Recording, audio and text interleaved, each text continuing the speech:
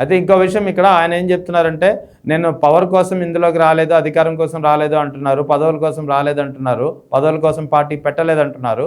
మరి అదే నిజమైతే 2009లో ప్రజారాజ్యం పార్టీ స్థాపించి తర్వాత కొద్ది కాలానికే ఇప్పుడు కాంగ్రెస్ పార్టీలో విలీనం చేసినటువంటి పవన్ కళ్యాణ్ అన్నయ్య చిరంజీవి కేంద్ర మంత్రి పదవి తీసుకున్నారు. తర్వాత ఇప్పుడు పవన్ కళ్యాణ్ 2024లో కూటమితో జతకట్టి డిప్యూటీ సీఎం పదవి తీసుకున్నారు. అంతేకాకుండా తన సోదరుడు నాగబాబుకి ఎమ్మెల్సీ పదవి ఇప్పించుకున్నారు. అంటే మెగా కుటుంబంలో ముగ్గురు సోదరులు పదవులు అనుభవిస్తున్నారు. మరి కానీ జన సైనికుల విషయం వచ్చేటప్పటికి మాత్రం పదవుల కోసం రాలేదని మాటలు చెప్తున్నారు. ఎలా పరిగణించాలి ఈ వ్యాఖ్యల్ని? అదే సార్, జన సైనికులు పదవులు అక్కర్లేదు సార్. అదే చెప్తున్నా, జన సైనికులు అంటే ఎవరు నతికిమట్టు కాపులు అండి, వాళ్ళ పదవులు అక్కర్లేదు. కాపు కార్పొరేషన్ నిధులు అక్కర్లేదు. కాపు కార్పొరేషన్ అంటే కొణిదల కార్పొరేషన్, నాగేంద్రబాబు పదవి కావాలి. కాపు నేస్తం నిధులు అక్కర్లేదు. కాపు నేస్తం అంటే కొణిదల నేస్తం, అర్థమైందండి? కాపు నేస్తం అంటే కొణిదల నేస్తం. కాబట్టి మేమేమంటున్నామంటే, మేము చెప్పేది ఏంటంటే, క్లారిటీగా ఆయన మాట్లాడినారు కాబట్టి ఎవరు కూడా కంగారు పెట్టి డబ్బులు ఖర్చు పెట్టుకోవద్దు, రిస్క్ చేయొద్దు, టైం వేస్ట్ చేయొద్దు, ఎవరి పనులు వాళ్ళు చేసుకోండి అయ్యా. అభిమానం ఉంటే తర్వాత చూసుకుందాం. కొన్నాళ్ల పాటు రాజకీయాలకు బ్రేక్ ఇచ్చి ఇంటికాడ కూర్చోండి సోదరులారా, తర్వాత చూసుకుందాం ప్లీజ్. మనం ఫిట్ అవ్వం, ఈ సిచ్యువేషన్ బాగోలేదని ఒక సూచన చేస్తున్నాను. అంతేగాని పవన్ కళ్యాణ్ గారిని విమర్శించే అవసరం మాకు లేదు, విమర్శించే అవసరం నాకు లేదు. ఎందుకంటే మేము పార్టీ ద్వారా రాజకీయాల్లోకి వచ్చాం, ఉన్నత తగలేసుకున్నాం, ఏదో పడ్డాం. కానీ గొడవలు వద్దు అని చెప్తాం గవర్నమెంట్ వాళ్ళకి. అయితే నిన్న ఆయన చేసినటువంటి వ్యాఖ్యల నేపథ్యంలో, వ్యాఖ్యల తర్వాత ఎవరైనా జన సైనికులు ఇందులో ఉన్నవాళ్ళు దీనికి కౌంటర్గా కానీ, అసంతృప్తిగా కానీ, వ్యతిరేకతతో కానీ మాట్లాడితే ఆ నాయకులకు కానీ ఆ కార్యకర్తలకు సంబంధించినటువంటి ఆర్థిక పరిస్థితులపై దృష్టి పెట్టాల్సి వస్తుంది అనే ఇన్స్ట్రక్షన్స్ కూడా ఆ సమావేశం తర్వాత జారీ అయినట్టు తెలుస్తోంది. చాలామంది కాపు నాయకులు చెప్పారు నాతోటి. నిజమేనా అది? అటువంటిది పరిస్థితి ఉందా? ఏమో సార్, ఉంటే ఉండొచ్చు కూడా సార్. ఏముంది, ఇప్పుడు ఆయన చెప్పారు కాపులు అవసరం ఆయనకి లేదని ఆయన చెప్పిన తర్వాత మళ్ళీ ఇప్పుడు ఆయన గురించి తిట్టి ఆయన విమర్శించే అవసరం లేదు కదా సార్. ఎవరి పని వాళ్ళు చేసుకుని, ఎవరి పిల్లల వాళ్ళు చదివించుకుని ఆర్థికంగా ముందుకెళ్ళడానికి ట్రై చేయండి సోదరులారా.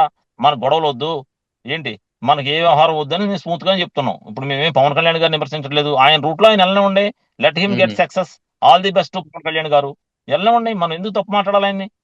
ఇప్పుడు ఆయన కాపులు అవసరం లేదని ఆయన చెప్తున్నప్పుడు మనం వెళ్ళిపోయి ఆయన సీఎం అవ్వు, మనం వెళ్ళిపోయి ఆయన లేనిపోని కూడా దింపడం కన్నా మన పని మనం చేసుకుంటే బెస్ట్ కదండి. ఇప్పుడు మన వ్యూస్ ఆయనకి నచ్చినప్పుడు మనం మనం నచ్చిన వాళ్ళ దగ్గర మనం పోవాలి, అంతే కదా? అంతే కదా. ఎందుకు గొడవ? ఇప్పుడు పవన్ కళ్యాణ్ గారు విమర్శించడం తప్పు, ఆయన ఉద్దేశం ఆయన చెప్పాడు, మేము బాధపడుతున్నాం. కాపు కార్పొరేషన్ నిధులు లేవేంట్రా అని ఇన్ని రోజులు బాధపడ్డాం. దానికి ఇప్పుడు దానికి ఆన్సర్ దొరికింది, కొణిదల కార్పొరేషన్ గా మార్చాడు. కాపు నేస్తానికి నిధులు లేదేంట్రా అనుకున్నాం, కానీ కొణిదల నేస్తానికి పని అవుతుంది. కాబట్టి హ్యాపీ. ఇందులో మనం పవన్ కళ్యాణ్ గారిని ఏమీ విమర్శించడం సరిపోం. నాకు ఒక విషయం చెప్పండి, కాపుల వల్ల మెగా కుటుంబం లబ్ధి పొందిందా, లేదా మెగా కుటుంబం ఎప్పుడైనా కాపులకి ప్రయోజనం చేకూర్చే పని చేసిందా అంటే ఏం చెప్తారు సార్? కాపులు ఒక్కడికే కదా, పవన్ కళ్యాణ్ గారు చాలా మంది దానాలు చేశాడు, చాలా చోట్ల ఉపయోగపడ్డాడు. ఆయన మనం అటువంటి విషయాల్లో ఆయన కాపులకే చేయాలనేవి లేదు కదా, ఆయన అందరికీ చేశాడు. వదిలేయండి సార్. ఇప్పుడు ఆయన వల్ల కులానికి ఆయన ఏం చేశాడంటే, కులానికి వాళ్ళు ఏమీ చేయలేదు, చేయరు. ఎందుకంటే ఆయన చెప్పాడు కదా, నేను ఒక కులానికి సంబంధించిన వ్యక్తిని కాదు, నేను అన్ని కులాలకు సంబంధించిన వ్యక్తిని ఆయన చెప్తున్నాడు కదా సార్. అటువంటి సందర్భంలో మనం కులానికి ఏదో చేయలేదని అడగడం కూడా తప్పు. వాళ్ళ దగ్గర నుంచి మనం ఎక్స్పెక్ట్ చేయడం తప్పు. నిస్వార్థంగా కాపులందరూ ఆయన సీఎం అవ్వాలనుకున్నారు, ఆయన అవనంటున్నాడు. వదిలేయండి, ఇక్కడతో మందే తప్పేమో. ఇప్పుడు ఒక కుర్రోడు నేను ఐఐటికి వెళ్ళలేను బాబోయ్, నేను వెళ్ళాలి అంటే తల్లిదండ్రులు వెళ్ళమంటే ఏమవుతుంది? చివరికి వాడు వెళ్ళలేడు.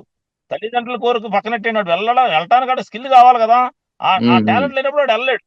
అలాగే పవన్ కళ్యాణ్ గారు సీఎం అయ్యే టాలెంట్ ఉందనుకుని మనం అందరం ఆశించాం. ఇప్పుడు ఆయనకి ఆ కోరిక లేదు. సో మనం ఏం చేయాలి? ఇప్పుడు మన పని మనం చేసుకోవాలి, అంతే కదా సార్? అంతే అంతే. ఈ దానికి ఆయన మనం విమర్శించడం ఇవన్నీ తప్పు, వేస్ట్. సో ఈ లెక్కన చెప్తున్నానండి నేను. అవునవును, ఈ లెక్కన వచ్చే స్థానిక సంస్థల ఎన్నికల్లో ఈ వ్యాఖ్యల ఇంపాక్ట్ ఎలా ఉండబోతుంది? కాపులు ఎటు ఉండబోతున్నారంటే ఏం చెప్తారు మీరు? ఆయనైతే అవసరం లేదని చెప్తున్నారు కాబట్టి కాపులు అంటారండి సార్ మీరు? చాలా బాధగా ఉంది నాకు. కాపులు అవసరం లేదు మహానుభావ అని ఆయన చెప్తుంటే కాపులు కాపులు కాపులు అంటారండి మీరు. కాపుల సరే, ఎటు అవసరం లేదని ఆయన ఉండబోతున్నారు? చెప్తున్నాడు కదా సార్ రెహమాన్ గారు. అవును, ఇప్పుడు ఎటు ఉండబోతున్నారు మరి? నా కాపుల అవసరం లేదు, నా పార్టీ కాపుల కోసం పెట్టలేదు, నా కాపుల అవసరం లేదు అని అన్న చెప్తున్నాడు. మరి ఇంకా మీరు కాపులు కాపులు కాపులు అంటే తెర నో మీనింగ్ కదా. మరి ఇప్పుడు ఎటు ఉండబోతున్నారు స్థానిక సంస్థల ఎన్నికల్లో? ఎవరెస్ట్ వచ్చిన వాళ్ళు ఉంటారు సార్. ఇప్పుడు ఎటుండబోతున్నారంటే బాగానే ఉంది. ఇప్పుడు నేను ఏమన్నాను, ఆయన విమర్శించదలుచుకోలేదు. ఎవరి పని వాళ్ళు చేసుకోండి, ముందు మన ఆర్థికంగా డెవలప్ అవ్వడానికి చూసుకోండి, మన పిల్లల చదువులు ముందుకెళ్ళేలా చూసుకోండి, అర్థమైందా? అవును. అంతే తప్ప లేనిపోని విషయాల్లో ఇప్పుడు మనం ఏదేదో మనం ఆశపడి ఏదో చేసేద్దాం సమాజానికి అనుకుని వద్దునైనా డబ్బులు తగలేసుకోవద్దని ఒక సూచన చేస్తున్నాను మా జూనియర్స్ కి. ఉమ్. నా ముందు తరం ప్రజారాజ్యంలో దిగి 20 సంవత్సరాలు వెనక్కి వెళ్ళిపోయింది ఆర్థికంగా. ఓకే. మేము జనసేనలో దిగి సామాజికంగా 10 సంవత్సరాలు వెనక్కి వెళ్ళిపోయాం. 2014లో దిగాం, 2026 వచ్చింది, 12 సంవత్సరాలు దెబ్బతిన్నాం. కానీ నా జూనియర్స్ కి చెప్తున్నాను, హ్యాపీగా ముందు concentrate on career, concentrate on family, concentrate on development. దయచేసి మన క్యాస్ట్ ఏదో అయిపోద్ది, మన క్యాస్ట్ లో ఇంకొకళ్ళు ఎవరో సీఎం అయిపోతారని ఆశించవద్దు. మన క్యాస్ట్ లో సీఎం అవ్వాలంటే ఇంకో 15 ఏళ్ళ తర్వాత ఎవరైనా నాయకుడు వస్తే అవుతారు, లేకపోతే అవరు. ఇది ఫిక్స్. పవన్ కళ్యాణ్ గారే చెప్పేశారు నాకు సీఎం అవ్వాలని లేదని. కాబట్టి కాపు యువత పక్కదారి పట్టొద్దు. ఎవరి నిర్ణయాలు తీసుకుని ఎవరికి లాభాలు వాళ్ళు చూసుకుని ముందుకెళ్ళండి. అనవసరంగా ఇబ్బంది పడొద్దు, డబ్బులు ఖర్చు పెట్టుకోవద్దు. ఇది నా సూచన. చాలా బాధతో చెప్తున్నాను సార్. జనసేన కోసం పనిచేసి సోషల్ మీడియాలో పోరాడి కేసులు పెట్టించుకున్నాం మేము. చాలా అవును. బాధతో శ్లోకతప్త హృదయంతో చెప్తున్నాం సార్. ఆయన మాత్రం విమర్శించొద్దు. పవన్ కళ్యాణ్ గారిని విమర్శించే హక్కు మనకు లేదు. ఆయన ఫీలింగ్ ఆయన చెప్పాడు, తప్పులేదు అందులో. మనం నచ్చకపోతే మనం దూరంగా వెళ్ళిపోవాలి, నచ్చితే ఆయనతో పనిచేయాలి. That's all. ఎందుకంటే గొడవ ఆయనతో మనకి? అయితే అయితే మీరు ఇన్ని రోజులు చెప్పిన దాన్ని మనం బట్టి పూజించి ఈ రోజు ఆయన తిట్టకూడదు కదా. అవును, ఓకే. అయితే ఇప్పుడు మీరు చెప్పిన దాన్ని బట్టి, పవన్ కళ్యాణ్ చెప్పిన దాన్ని బట్టి కనుక విశ్లేషిస్తే ఇక జనసేన వేరు, కాపులు వేరు అని చెప్పాల్సి వస్తుందా ఇక నుంచి? నేను చెప్పలేదు సార్, పవన్ కళ్యాణ్ గారు చెప్పారు. అదే ఆయన కాపులు చెప్పిన ఒక్కరి కోసమే దాన్ని బట్టి, జనసేన లేదు ఈ అని. విశ్లేషణ బట్టి అదే నేను కూడా అదే అడుగుతున్నా. విశ్లేషణ బట్టి కాపులు అంటే జనసేన, జనసేన అంటే కాపులు కాదు, ఇంకా చాలా మంది ఉన్నారండి. Okay, right. సో కాపు కులం కంగారు పడిపోయి నోటుకు వచ్చినట్టు మాట్లాడటం తప్పు సార్. సీఎం అవ్వాలనుకోవడం తప్పు సార్. ఆయన ఇష్టం వచ్చినప్పుడు ఆయన చెప్పినట్టు ఆయన రూట్ లో ఉండేవాళ్లే పార్టీలో పనిచేయాలి సార్. పార్టీలో వేరే ఆశలతో ఉన్నవాళ్ళు ఎవరైనా సరే వాళ్ళ దారి వాళ్ళు చూసుకుంటే మంచిదని ఆయన చెప్పాడు సార్. అది కూడా కరెక్టే కదా, అందులో తప్పే ఉంది సార్. మరి ఇప్పుడు మీలాంటి వాళ్ళంతా ఇప్పుడు మీ దారి మీరు చూసుకుంటారా, ఏం చేయబోతున్నారు? మేము వై జంక్షన్ లో ఉన్నాం సార్, ఏం చేయమంటారు? మేము అదే వై దారి జంక్షన్ నుంచి చూసుకునే రూట్, పరిస్థితిలో కూడా లేము అదే వై జంక్షన్ లో సార్. ఆగారు, నేను వై జంక్షన్ నుంచి టువర్డ్స్ రైట్ తీసుకుంటారా, లెఫ్ట్ తీసుకుంటారా అని అడుగుతున్నా. అయితే మేము వెళ్తే వైసీపీ వాళ్ళు రానివ్వాలి కదా. ఇప్పుడు మొన్నదాకా వైసీపీని తిట్టాం, ఇప్పుడు వాళ్ళు రానివ్వాలి కదా మమ్మల్ని.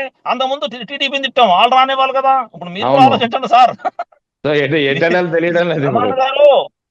రెహమాన్ గారు మీరు మాట్లాడేది ఎలా ఉందంటే, వై జంక్షన్ లో ఉన్నారు కదా, లెఫ్ట్ రైట్ అంటే రైట్ లో వైసీపీ వాళ్ళు ఉన్నారు, లెఫ్ట్ లో టీడీపీ వాళ్ళు ఉన్నారు, రానివ్వాలి కదా. అవును, నేను అదే అంటున్నా. ఇప్పుడు వై జంక్షన్ లో ఉన్నారు, వెనక్కి అయితే వెళ్ళలేరు. So either right or left you have to take. So which direction you are preferring అని అడుగుతున్నా. అదే రైట్ లో వైసీపీ రానివ్వదు, లెఫ్ట్ లో టీడీపీ రానివ్వదు. మా పరిస్థితి ఏంటో చెప్పండి. మా పరిస్థితి ఏంటంటే, మా పరిస్థితి దేవుడికే తెలియాలి. మేము అగమ్య గోచరం. మా పరిస్థితి ఏంటంటే, మా పరిస్థితి దేవుడికే తెలియాలి. పవన్ కళ్యాణ్ గారి దయ వల్ల మాలాంటి వాళ్ళు ఎంతో మంది వై జంక్షన్ లోనే ఆగిపోయాం. ఇటెల్లాలో కూడా తెలుస్తలేదు. ఇక దేవుడే నిర్ణయించాలి మా దారి. నమ్ముకుని 12 ఏళ్ళు పోరాడం. ఏం చేయమంటారు సార్? మాకు ఈ పరిస్థితి వచ్చింది. బాధపడుతున్నాం తప్ప ఆయన ఏమంటలేదు సార్. మేము బాధపడుతున్నాం. ఏంటి మా నాయకుడు ఏంటి, అసలు ఆయన మొన్న చెప్పిన మాటలేంటి, ఇప్పుడు మాట్లాడుతున్న మాటలేంటి, జరుగుతున్నది ఏంటి, ఈ గొడవ ఏంట్రా బాబు? అనవసరంగా దిగి ఇప్పుడు టైం వేస్ట్ చేసుకున్నాం, ఆర్థికంగా దెబ్బతిన్నాం, ఏంట్రా బాబు అని బాధపడుతున్నాం sir. Right sir, thank you very much. Thank you sir, thank you. మా బాధను మీ ద్వారా వెలిపుచ్చుకునే అవకాశం ఇచ్చినందుకు thank you sir. Right sir, thank you.